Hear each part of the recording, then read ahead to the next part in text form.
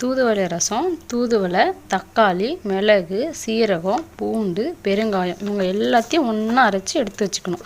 எலுமிச்சைப்பழம் அளவு புளி எடுத்து கரைச்சி வச்சுட்டு அந்த புளி கரைசல்லையே உப்பு மஞ்சள் பொடி போட்டு வச்சுக்கணும். இன்னொரு பாத்திரத்தில் எண்ணெய், கடுகு, பச்சை மிளகா போட்டு தாளிச்சிட்டு நம்ம அரைச்சி வச்ச அந்த மசாலா இருக்குங்க இல்லையா அதை போட்டு கிளறி விட்டுட்டே இருக்கணும்.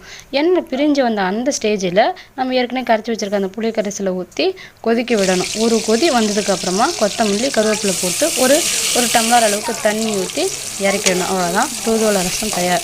இந்த தூதுவளையை நீங்கள் போடும்போது அதில் இருக்கிற முள், காம்பு இது எல்லாத்தையும் கிள்ளிட்டு போடுங்க. அப்புறம் இதை சூப் மாதிரியும் குடிக்கலாம். அப்படி இல்லைன்னா ஒரு அப்பளம் பொரித்து வச்சுட்டு சாப்பாடுக்கும் போட்டு சாப்பிடலாம்.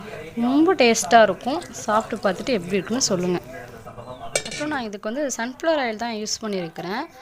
நீங்கள் நல்லெண்ணெய் யூஸ் பண்ணுங்கள். நல்லெண்ணெய் யூஸ் பண்ணால் ரொம்ப நல்லது. சளிக்கு தூதுவளை ரசம் ரொம்ப நல்லாயிருக்கும். நீங்கள் சாப்பிட்டு பாருங்கள். ரொம்ப எஃபெக்ட் சூப்பராக கிடைக்கும்.